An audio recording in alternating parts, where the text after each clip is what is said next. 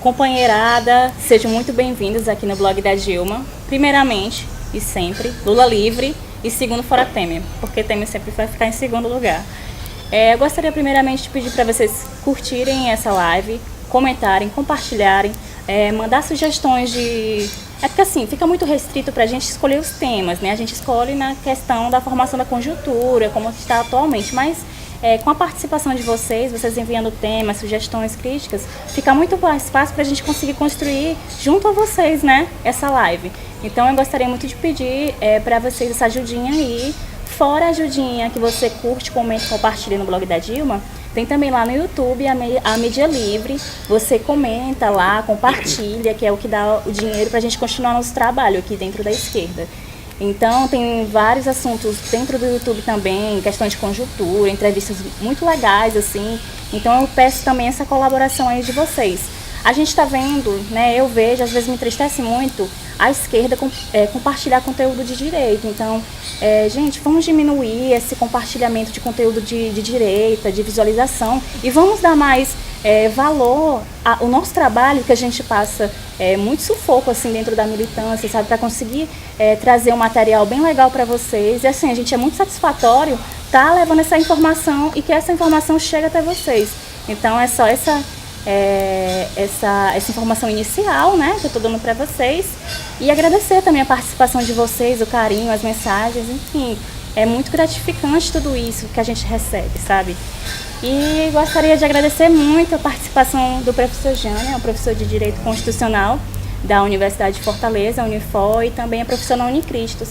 Muito difícil, né, para que ele conseguisse chegar aqui hoje, então agradecer demais, tá, professor? Se o senhor quiser dar uma introdução aí sobre as qualificações, enfim, fique à vontade.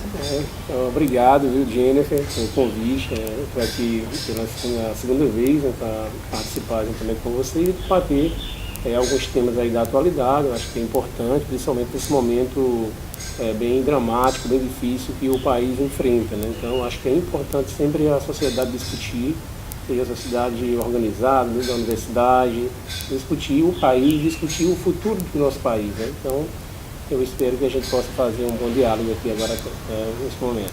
Muito obrigada, professor Jânio. Eu vou começar com um assunto, né? Que é o presidente Lula. Eu gostaria de saber do senhor, na primeira... Desculpa, senhor não, você, né? A gente aqui, o professor Jânio também é companheiro de luta, né? Sempre que possível se faz presente, porque também tem muita correria na parte acadêmica, enfim. Jânio, na sua opinião, o que é Lula para o povo brasileiro? Mas isso eu falo, né, incluindo você, claro, você vai falar de forma também que você sente, e no que implica a eleição e ser Lula dentro do Estado Democrático de Direito? Bom, Jennifer, o Lula, ele, no momento inicial da sua vida política, eu acho que a palavra que resume melhor o Lula é a esperança.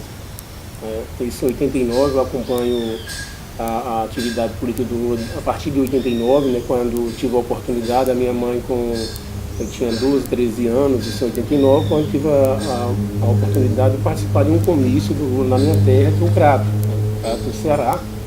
Então, isso me chamou muita atenção, o discurso que o Lula fez, e daquele tempo até hoje, eu acho que a palavra que resume mais o presidente Lula é a questão da esperança. Uma esperança que, aliás, se transformou em realidade. Então, se você pegar, por exemplo, o preconceito que nós tínhamos em relação, que a sociedade tinha em relação ao Lula, né, aquele receio, aquele medo, né, aquela demonização que a direita, juntamente com a elite, fazia do Lula, e isso realmente acabou sendo superado, né, e o Lula acaba vencendo as eleições e faz o melhor governo da história republicana que nós já tivemos.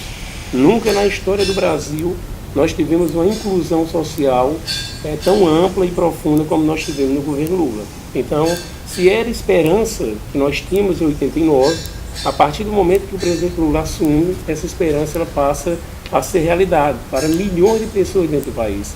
Eu lembro aqui, em 89, quando saímos, né, para visitar as casas atrás de voto para o Lula, eu lembro que entrei numa casa no interior que me deu assim, uma tristeza muito profunda, mas ao mesmo tempo ânimo para lutar. Foi quando o pai chegou para mim e disse: olha, a única coisa que eu queria nesse momento era que meus filhos se alimentassem, comessem, porque eles não tinham sequer tomado o café da manhã ainda.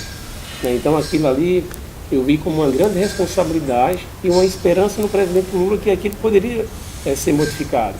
E a realidade, o futuro acabou demonstrando que o processo de inclusão, o processo de diminuição dessas desigualdades que nós temos dentro do país é um processo político.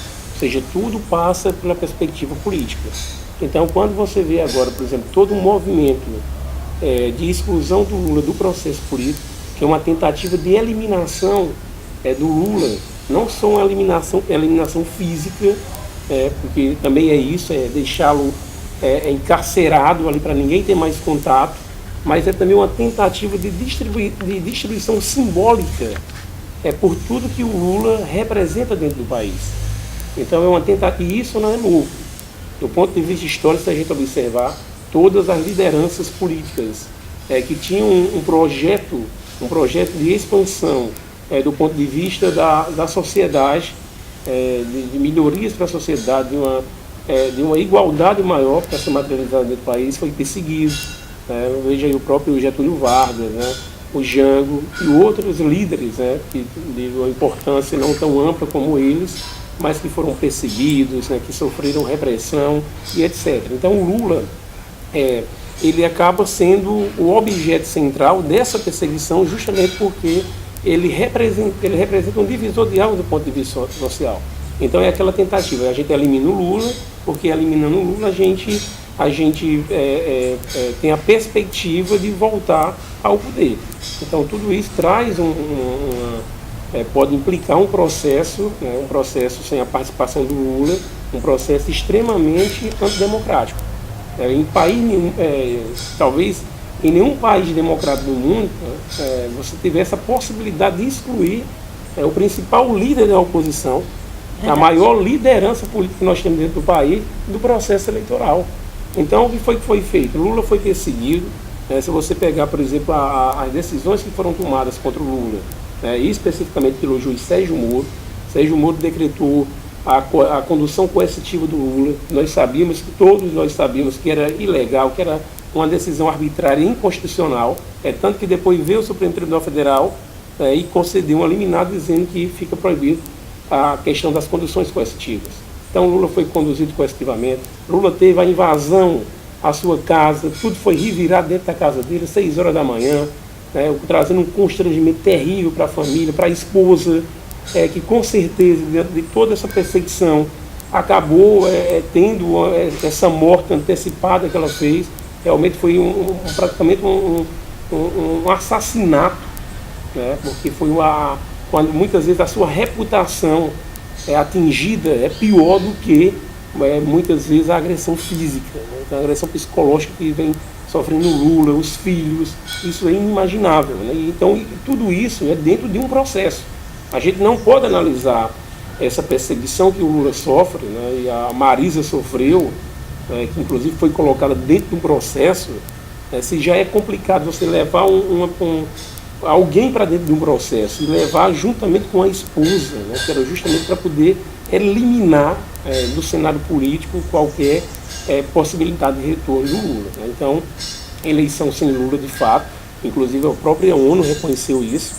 Nós tivemos uma decisão da ONU que garanta a participação do Lula nas eleições, mas que a gente vive um momento onde houve uma ruptura institucional dentro do Estado, que essa decisão provavelmente ela não vai ser cumprida como as instituições, inclusive o Supremo Tribunal Federal, já decidiu nesse sentido. Aliás, o TSE, melhor dizendo, tem recurso ainda para o Supremo Tribunal Federal, que a gente espera, ainda com aquela esperança de que essas condições democráticas elas possam retomar no país.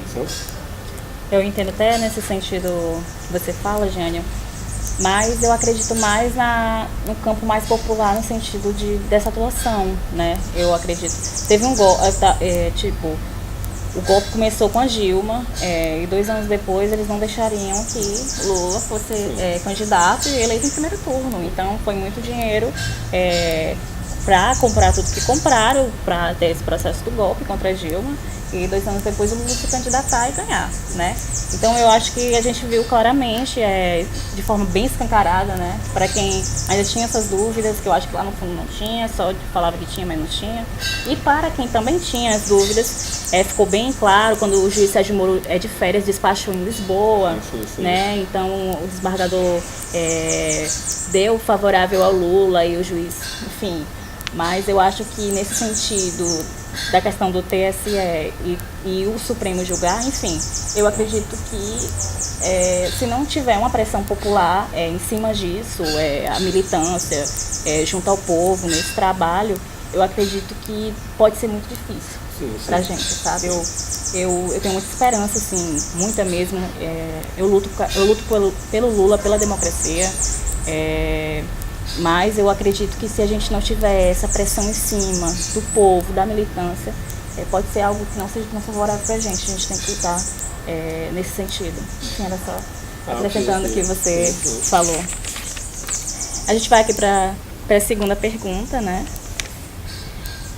Jânio, quais os retrocessos trazidos pelo golpe de 2016, né? Mencionando alguma coisinha aqui na primeira pergunta, e seus efeitos com a prisão política de Lula, e como afetou diretamente a classe trabalhadora, porque o golpe afetou diretamente a classe trabalhadora com a reforma trabalhista, né? Enfim, eu gostaria que você explicasse nesse sentido. Eu estudo democracia há mais de 20 anos. Mas nesses 2, 3 anos que nós tivemos dessa ruptura institucional, essa ruptura constitucional, eu acho que eu aprendi muito mais de democracia de 2016 para 20 anos do que eu estudei. Eu sabia que a democracia é um valor hoje universal, mas eu não sabia os efeitos tão danosos para a sociedade do que é uma ruptura democrática. Até porque quando em 64 nós tivemos, eu ainda não tinha essa percepção da realidade, realmente não participei na perspectiva de ter consciência real do que acontecia. Então, se a gente observar, eu gosto de dizer o seguinte, que os efeitos danosos que o golpe vem produzindo são efeitos esféricos. São efeitos que, por qualquer ângulo de observação que a gente visualizar, nós vamos encontrar em qualquer área, em qualquer cidade, em qualquer rua, em qualquer campo social, político, nós vamos observar os retrocessos que nós tivemos com a ruptura em 2016. Se você for para o campo social, nós tivemos uma PEC que estabeleceu limites de investimentos e de gastos, que eu não chamo gasto, investimentos sociais, na área social, como educação, como saúde, e que os resultados já estão aí, os resultados maléficos já estão presentes em todas as cidades brasileiras. Você vê um retrocesso do ponto de vista, por exemplo, do SUS, da saúde, como é que estão os hospitais hoje, e com uma pressão maior, porque como a classe média está realmente pagando preço altíssimo, inclusive por ter apoiado o golpe de Estado que nós tivemos. Você pegar a quantidade de pessoas que tinham um plano de saúde e que não podem mais pagar em decorrência da crise e que estão indo para onde? Para o SUS. Então a pressão no sistema de saúde está aumentando assustadoramente, mas não tem condições de realmente essa demanda ela ser atendida. Por quê? Porque nós tivemos um corte de gastos violento na área tanto da saúde como na área educacional. E na educação, que é a minha área específica, se a gente observar o que nós tínhamos de investimento social da parte do governo do Estado, aliás, do governo federal, na época tanto do Lula e também da Dilma, e a gente observar o que nós temos hoje, nós estamos tendo um esvaziamento das universidades. Por quê? Porque o aluno ou o pai está desempregado, não pode mais custear, ajudar na manutenção do filho na universidade, inclusive ele está precisando sair para poder trabalhar, para ajudar no orçamento familiar. E o problema central também relacionado ao quê? Aos programas que nós tínhamos na área da educação superior, como por exemplo o FIES. Então, se você pegar o número de estudantes que eram atendidos pelo FIES na época do Lula e da Dilma e comparar o que nós temos agora, realmente foi um retrocesso profundo.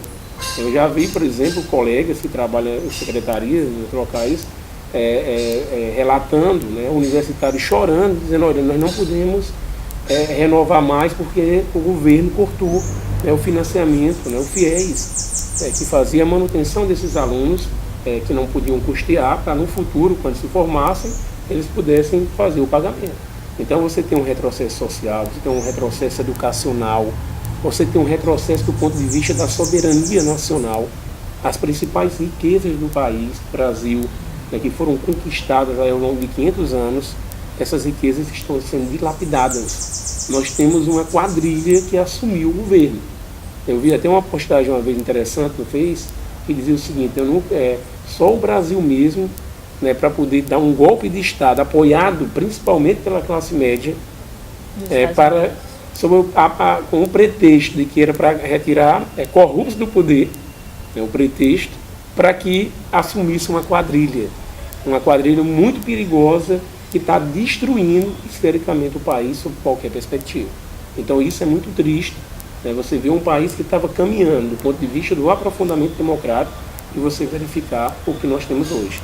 Eu estou aqui com a Constituição do país, eu acho que tem uma pergunta sobre isso, mas daqui a pouco eu volto a mencionar o que eu iria fazer agora. Sim, justamente. E na questão, você mencionou o financiamento, falou dos cortes e tudo, justamente na universidade a gente viu muitos alunos não conseguirem mais, né? Teve o próprio pronunciamento dos estudantes falando que não estava conseguindo mais o FIES, fora os cortes que estavam tendo das pessoas que já tinham, as pessoas que não têm, estavam tentando um FIES, também não está conseguindo porque não tem. O governo lá que não tem dinheiro. Os antigos não conseguiam renovar e os novos não conseguem. Está muito difícil porque não está ofertando, não tem.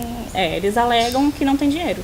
Não tem dinheiro para educação, mas tem dinheiro para comprar um deputado, para tirar a Dilma do poder, né? Então, eles têm dinheiro para isso, para auxílio moradia, eles têm dinheiro, então, para educação, para saúde, eles não têm dinheiro, então é muito. Inclusive, nós tivemos um aumento agora, um aumento para o Poder Judiciário, né, de 16%, mais de 16%, que isso vai refletir, não só no Supremo Tribunal Federal, mas isso vai se refletir em todos os estados. Ou seja, que crise é essa que atinge apenas a classe trabalhadora, a classe de estudantes, os pobres, né? Justamente. É uma tristeza muito grande, hoje você anda nas ruas das grandes e pequenas cidades, né, e é visível a quantidade de crianças e jovens hoje nas ruas e sinais de trânsito em todo o país, né, pedindo esmolas para que possam sobreviver.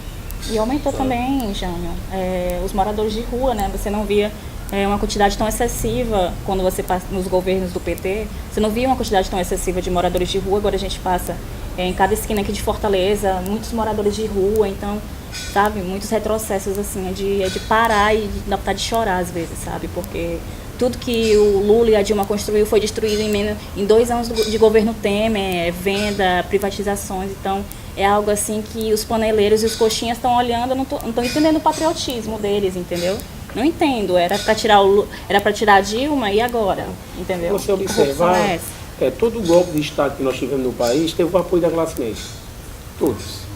Se você pegar de 37, 64 e o golpe de 2016, todos eles, a classe média participou ativamente, né, com aquele moralismo, aquela ideia de combater a corrupção, de combater o comunismo, o socialismo. Então é lamentável.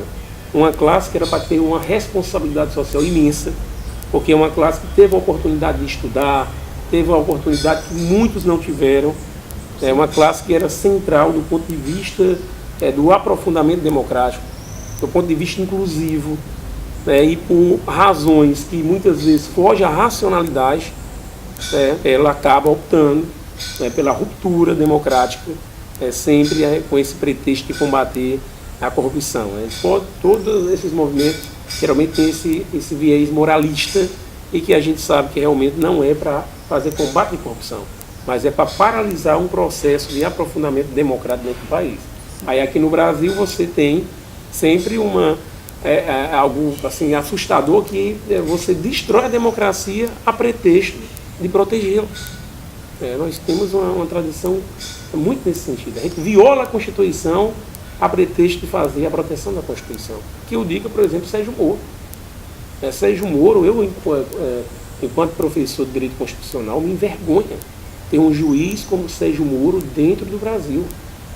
O juiz Sérgio Moro, em qualquer nação democrática, e não precisa ser nenhuma nação que tenha uma longevidade democrática muito grande, uma nação que tenha avançado de forma histórica na democracia, mas que tenha uma democracia razoável. O juiz Sérgio Moro já era para estar preso. Está preso desde o momento que começou de forma arbitrária, de forma violenta, a perseguir seus inimigos políticos dentro do Estado. Então ele, por tudo que fez, inclusive referendado pelos tribunais superiores, você pega, por exemplo, o TRF, o Sérgio Moro é um réu confesso. O Sérgio Moro, ele violou o sigilo da presidenta da República sem poder. Ele devassou a presidência da República, expondo o depoimento, a conversa entre Dilma e o Lula, inclusive depois do término, depois do horário que ele tinha determinado, por exemplo, para poder fazer a escuta telefônica. E manda para quem? Para a Rede Globo. E olha que o processo estava sob sigilo. Ele quebra o sigilo e manda para a Rede Globo. E o que é que ele é denunciado no TRF, o que é que o desembargador relator do TRF fez? Para situações excepcionais, extraordinárias, como é o caso da Lava Jato, você pode ter um direito excepcional, mas não existe esse direito excepcional. Não existe essa exceção prevista na lei. Quando você diz, uma exceção ao direito. Sim, mas a exceção tem que estar prevista no direito. Isso não está. Aí depois você tem a condução coercitiva, você tem a quebra de sigilo, você tem o que você mencionou muito bem, um juiz de férias que atenta contra uma decisão de um magistrado que ele é superior. Ele de férias proíbe que a determinação para soltar o Lula pudesse se efetivar. Não só ele, é um complô. Então o poder judiciário sempre foi um poder aristocrático dentro do país, um poder elitista, um poder conservador e que agora extrapolou mais ainda, do ponto de vista político, a sua atuação. Então não é só o Sérgio Moro, você tem uma corporação judicial que está sendo instrumentalizada pela elite política, elite econômica e elite financeira dentro do país para poder eliminar adversários políticos. Dentro daquela perspectiva, olha, nós não temos como vencer mais, do ponto de vista democrático, a esquerda dentro do país. Então o que é que nós vamos fazer? Só tem um jeito. Vamos fazer impeachment, vamos retirar a Dilma e depois nós vamos fazer o quê? Nós vamos prender e tornar inelegível a maior liderança política da história do Brasil. Então a história, ela é racional. Ninguém pode analisar esses eventos de forma como se fossem elementos compartimentados, separados, mas a história é racional. Ela tem uma perspectiva que, se você analisar de forma sistemática, nós vamos encontrar o que está por trás de tudo isso. É justamente a eliminação da possibilidade da esquerda retornar novamente ao poder através do processo democrático. Sim, justamente. Vamos para a próxima pergunta, mas antes eu gostaria de, mais uma vez, não estou sendo chata, pedir para vocês curtirem, comentarem, compartilharem essa live. É de extrema importância assim, para o nosso crescimento, para o crescimento não só no blog da Dilma, mas vai lá também na mídia livre, comenta, compartilha com os amigos, com a companheirada, com a família, enfim. Fiquem bem à vontade nesse sentido. Eu conto com a colaboração aí de vocês, tá? Jânio, a gente vai para a próxima pergunta. E eu gostaria de saber sobre você como professor de Direito Constitucional, o que é lecionar essa disciplina e quais as maiores dificuldades de explicar aos seus alunos como a Constituição foi rasgada no processo do Lula e sua prisão arbitrária. Ótima pergunta. Jennifer, eu sou professor de Direito Constitucional há 15 anos, foi a disciplina que mais me chamou a atenção durante o curso de Direito, então há 15 anos que eu leciono essa disciplina, que para mim ela é uma disciplina central do ponto de vista não só jurídico, mas do ponto de vista político. Aliás, direito constitucional, ela tem o direito constitucional tem uma ligação muito forte com a política, né? Então, se a gente observar, eu estava dando uma olhada hoje no material que a gente vinha trabalhando, que era para fazermos a comemoração, juntamente com outros colegas, dos 30 anos, né, da Constituição de 88. Então, no próximo mês, né, agora em outubro, né, nós vamos ter em outubro o aniversário, né? O aniversário, nós vamos completar 30 anos, né, dia 5 de outubro, 30 anos da Constituição Federal. Então, em 2015,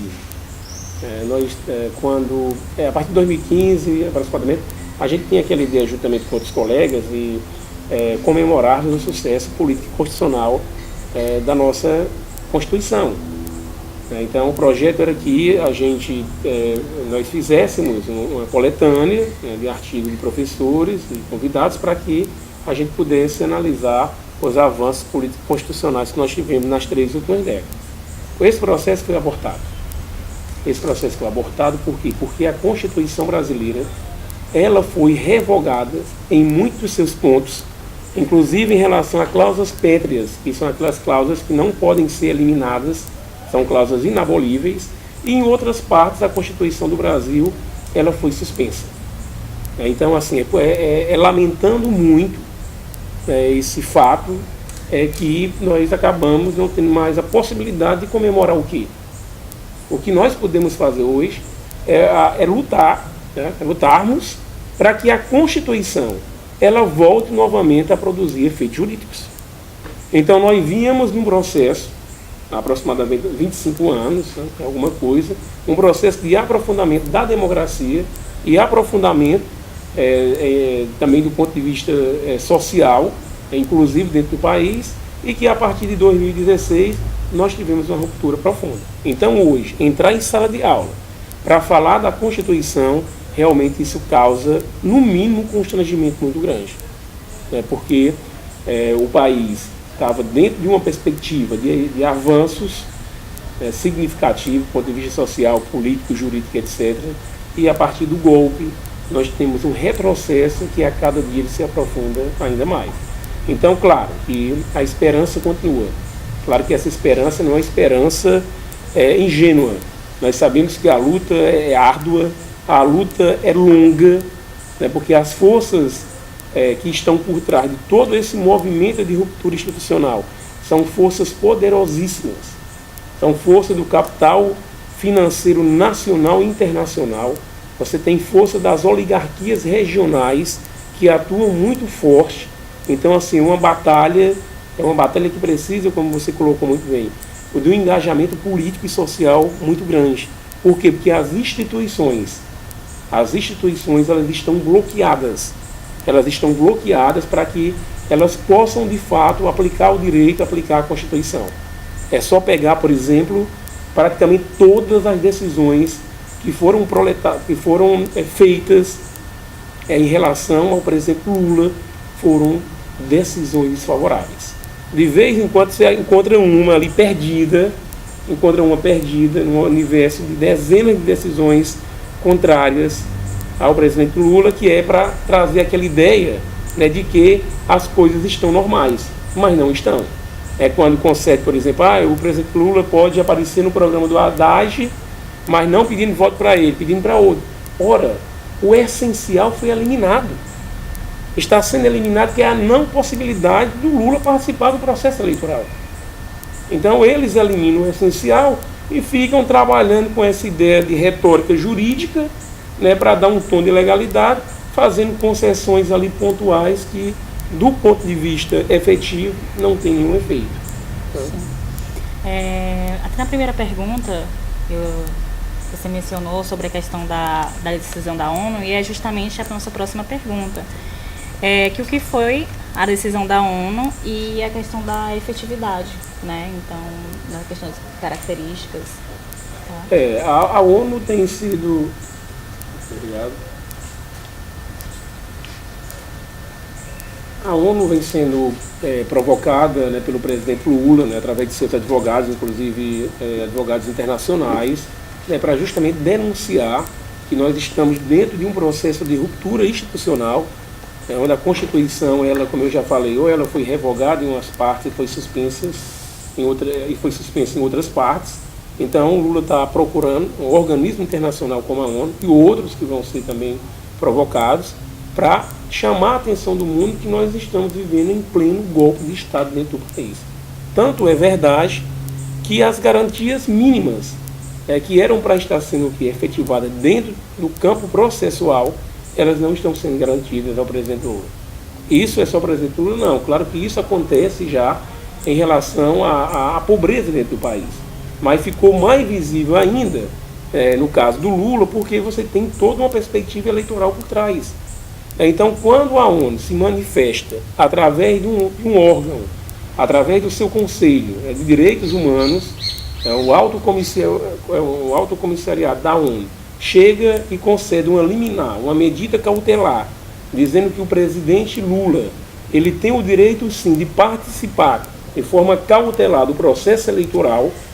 Isso é uma decisão importantíssima, porque mesmo que não venha a ser cumprida dentro do Brasil, vai ficar o registro histórico de que esses que estão hoje aí nessas instituições, tanto no Poder Judiciário, como no Poder Executivo e também parte do Legislativo, eles estão atuando de forma inconstitucional, inclusive violando normas e tratados internacionais.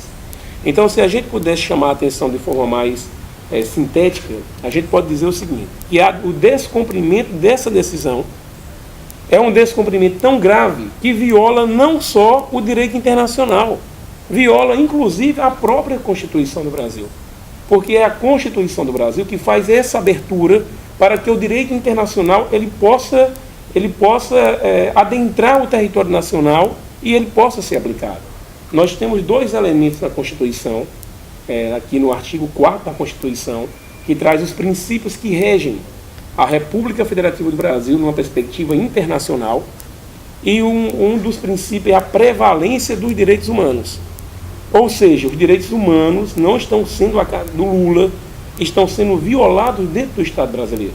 E além disso, você tem ainda um dispositivo no artigo 5º da Constituição, que é muito claro nesse sentido, quando ele estabelece o seguinte, artigo 5º, parágrafo 2º, os direitos e garantias expressos nesta Constituição não excluem outros decorrentes do regime e dos princípios por ela adotados, ou dos tratados internacionais em que a República Federativa do Brasil seja parte. Então, violar essa decisão da ONU é a mesma coisa de estar sendo... Aliás, violar essa decisão é estar violando, ao mesmo tempo, simultaneamente, a própria Constituição da República Federativa do Brasil. Agora se pergunta, o que é a lei, né? Um autor da literatura, que eu esqueci o nome agora, alguém, não sei se era Guimarães, Rosa, que dizia o seguinte, o que é a lei, né, quando o judiciário não quer aplicá-la? Então não adianta você ter só uma perspectiva jurídica avançada, como essa que nós temos, se as autoridades, ou seja, se a Constituição real, a Constituição efetiva, que é aquela decorrente dos fatores reais de poder, não permitem que ela possa ser efetivada. Então nós temos dentro da história brasileira uma duplicidade, como chama a atenção o Fábio Conde comparado. Ele diz, historicamente no Brasil, nós temos duas constituições.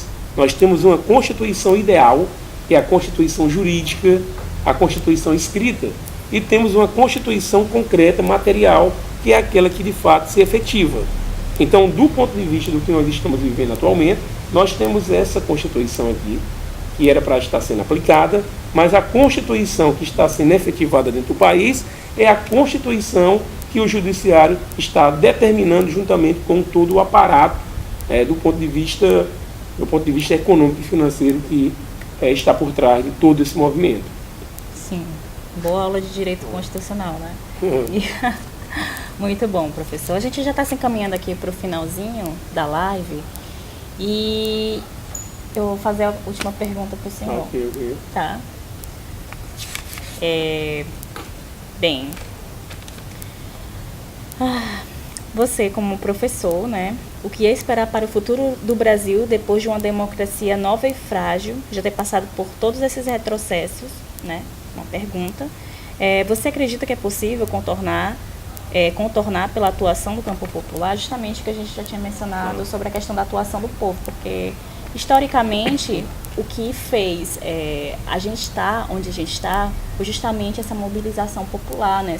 Essa luta que existiu, essa luta de classes, então essa busca por melhoria, mas pelo campo popular, né? Que reivindicava mais direitos, reivindicava espaços. Até hoje a gente necessita disso, né? Porque tem várias classes que reivindicam justamente esses espaços, né? Ocupar esses espaços. Então eu gostaria que o senhor, desculpa, professor, porque eu estou tão acostumada a falar, senhor, você mencionasse e falasse sobre isso nesse sentido. Realmente é um momento muito dramático da história, né? Pelo menos assim, é um momento que tem trazido um prejuízo muito grande, como nós já falamos, né? Do ponto de vista da democracia, do ponto de vista social. E assim, apesar de toda a dificuldade, apesar de a gente saber que o inimigo, não numa perspectiva de extermínio, mas numa perspectiva do conflito político dentro do Estado, realmente são inimigos fortes e que só a perspectiva jurídica não é capaz de enfrentá-los. Nós já temos exemplos aí durante esses últimos 3 anos de que as instituições elas estão interditadas para o processo democrático dentro do país. Então, como você colocou muito bem, a mobilização popular, a mobilização social, a sociedade organizada, ela precisa atuar, ela precisa agir. Nós estamos agora num processo eleitoral, um processo eleitoral que pode se configurar um dos mais violentos, né, da história do Brasil, e também dos mais antidemocráticos.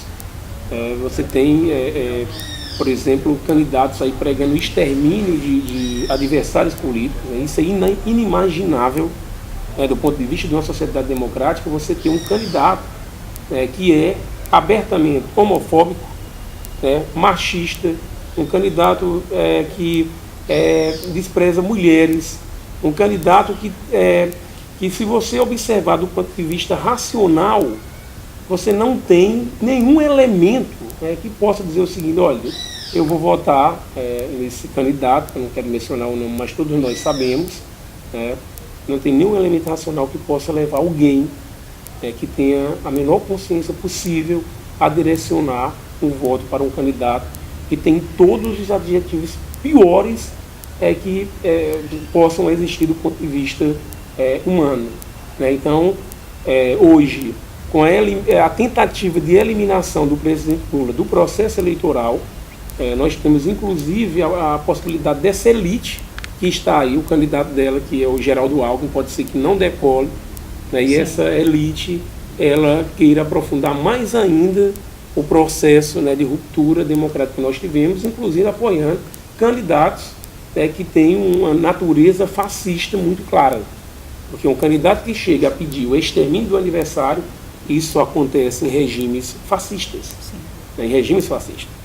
Então, como é que alguém pode direcionar um voto, eu acho isso inimaginável, para alguém que não gosta de negros, para alguém que não gosta, um candidato que não gosta de negros, um candidato que não gosta das mulheres, que diz que mulher tem que ganhar menos, um candidato que diz que não estupra uma determinada mulher porque ela não merece, um candidato que diz que a mulher deve ganhar menos, um candidato que diz que a último filho que nasceu por ter sido mulher foi porque ele fraquejou. É um candidato que prega violência, é um candidato que prega tudo, que você imaginar de ruim dentro da sociedade. É inimaginável que racionalmente possa receber qualquer voto dentro do país, a não ser que seja aqueles que têm a mesma perspectiva dele. É a única racionalidade que eu vejo, se alguém pensa tal qual ele, então se está votando, então tem uma racionalidade. Mas eu tenho certeza que o Brasil não vai querer aprofundar mais o processo de ruptura que nós estamos. Pelo menos eu tenho certeza. Se depender da Jennifer, depender de mim e dos companheiros que estão aqui, nós vamos lutar 24 horas para fazermos o bom combate, não esse combate violento que ele prega, mas um combate do ponto de vista das ideias, um combate do ponto de vista jurídico, um combate do ponto de vista social e do ponto de vista político. Então, para resumir, Jennifer, a democracia é um processo. E nós vacilamos nisso. Nós achávamos que os avanços que foram conquistados pelo PT, com Lula e a Dilma, eram avanços que já estavam consolidados e que não iam mais cair por terra. Sim. E a democracia é um processo que, se a gente não tiver guardando, vigilante, o que democracia que você tem hoje pode ser que amanhã você não tenha. E, para concluir, não adianta só texto constitucional avançado. Está aí. Nós temos a Constituição mais avançada do mundo, a Constituição mais avançada que nós tivemos no Brasil, a Constituição mais protetiva dos direitos fundamentais, que é esta aqui que eu tenho em mãos, e eu pergunto, é isso que está se efetivando? Não é. Então, sem uma participação, sem uma mobilização popular que possa, de fato, defender a Constituição, pode ter certeza que a gente não tem como fazer o aprofundamento democrático, aliás, o retorno da democracia. Porque antes do golpe, o que era que a gente estava lutando? Para aprofundar e ampliar a democracia. Justamente. Com o golpe agora, a gente está lutando para a democracia voltar ao país, para que depois a gente possa sonhar novamente em aprofundar e ampliá-la. Então, assim, apesar de estar muito triste com essa realidade, mas o mais importante não é a gente ficar triste. O mais importante agora é continuar a luta. Justamente. É a gente não perder a esperança que nós podemos novamente ter um país digno, não só para uma minoria, não só para a elite e não só para a classe média. Eu fico envergonhado. Eu fico envergonhado quando eu vejo, por exemplo, pessoas da classe média que tiveram todas as oportunidades do mundo, quando atuam de forma assustadora contra pessoas que começaram a ter pelo menos 3 refeições diárias. Isso é inimaginável. Como é que uma pessoa pode ser tão egoísta ao ponto de não aceitar que alguém possa ter o mínimo de bem de subsistência para garantir a dignidade da pessoa humana. Eu fico assim, triste quando eu vejo, inclusive, pessoas próximas a gente, né? E que tem assim, um discurso muito violento e que assim, você diz, não pode ser, a pessoa é consciente, é uma pessoa que tem nível superior, muitas vezes com mestrado, doutorado, e pensa dessa forma. Então só tem uma coisa que eu posso dizer, olha, é o ódio. A psicanálise diz, o ódio nasceu antes do amor. É por isso que a gente tem uma dificuldade tão grande de combater isso. Só pode ser o ódio, porque não existe nenhuma explicação racional para que alguém se incomode, porque aquela pessoa miserável, ou que acho que a pronúncia não sei se é essa, o Jacques Rancière, né, tem um livro que ele chama O Ódio à Democracia. Ele diz, olha, nós temos aqui um conflito entre a parcela dos 100 parcelas contra a parcela dos que têm todas as parcelas. Então aqui é uma luta que ela é permanente, é uma luta daqueles que lutam pela inclusão e pela igualdade contra forças conservadoras que estão do outro lado, lutando para quê? Para que a desigualdade ela perdure, ela permaneça e que haja um conservadorismo para garantir isso, garantir especificamente o que? Privilégios. Justamente. Ninguém critica os direitos de nenhuma das classes, seja a classe rica, seja a classe média, porque direito é uma conquista civilizatória. Sim. Agora, privilégio não. Então, quando, por exemplo, o Estado faz um programa de inclusão social, como o programa Bolsa Família, é chamado de quê? De esmola. Mas quando faz, por exemplo, financiamento de bolsa de pesquisa de mestrado e doutorado, que atinge principalmente a classe média para cima, porque nós estamos recebendo, porque é pelo nosso mérito que nós estamos recebendo. Então o Estado pode financiar, mais Estado para isso, mas é menos Estado para a população que realmente precisa mais. É mais carente. Então, eu acho que nós temos que ter um compromisso, e quanto mais a gente estuda, mais nós aumentamos a nossa responsabilidade, não é verdade? Então, assim, quando eu lembro do meu orientador, inclusive um grande intelectual, o Martoni Montalverne, que ele dizia que eu perguntava para ele o que era terminar o doutorado. Sim. E ele dizia, terminar o doutorado para mim é aumento de responsabilidade social e política do Estado. Porque num Estado onde você tem uma desigualdade tão intensa que nós temos no Brasil, e você consegue atingir um nível desse de excelência do ponto de vista acadêmico, isso aumenta a responsabilidade da gente. E não, diferentemente do que muitos pensam, dizendo, olha, se eu cheguei aqui, foi o quê? Pelos meus méritos. Então eu tenho o direito agora a todos os bens. Como a gente poderia pensar como o Luiz Felipe, lá o professor da UNB, ele diz o seguinte: olha, essa pessoa que pensa que teve acesso, que tem acesso a esses bens, restaurantes, avião, né, proteção do Estado e etc., e ele acha que teve aquilo porque foi mérito dele, ele poderia pensar diferente e lembrar o seguinte: olha, um simples acidente de percurso poderia ter investido as condições. Sim. Você poderia estar lá no lugar daqueles e eles no seu lugar. Então, aqui para concluir, eu acho que a esperança, né, o Gramsci que ele dizia, né, que era, ele dizia: olha, nós temos que ter sempre o pessimismo da razão, mas o otimismo da vontade. Então, eu sou otimista, creio que a gente vai superar esse processo, mas assim, de forma não permanente, mas superar do ponto de vista que sempre a gente tem que estar de olho, né, nessas forças conservadoras. Obrigado. Jânio, você tem o seu Facebook, né? Tem muitos seguidores, inclusive muitos compartilhamentos. Eu vi lá um post seu, quase 1000 compartilhamentos. Então, você gostaria de divulgar seu Facebook para que mais companheiros e companheiras possam estar te seguindo, seguindo essas ideias e tudo? Sim, o meu Facebook é Jânio Pereira, né? E será um prazer tê-los lá para a gente trocar algumas ideias a respeito aí da situação do país. Sejam bem-vindos. Muito bom. Eu gostaria muito de te agradecer. Eu que agradeço. Né?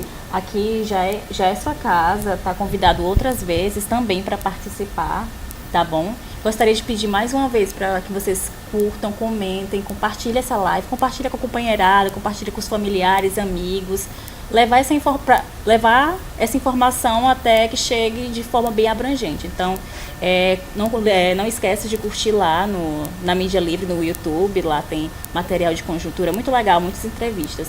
Então é isso aí, companheirada. O blog da Dilma fica por aqui.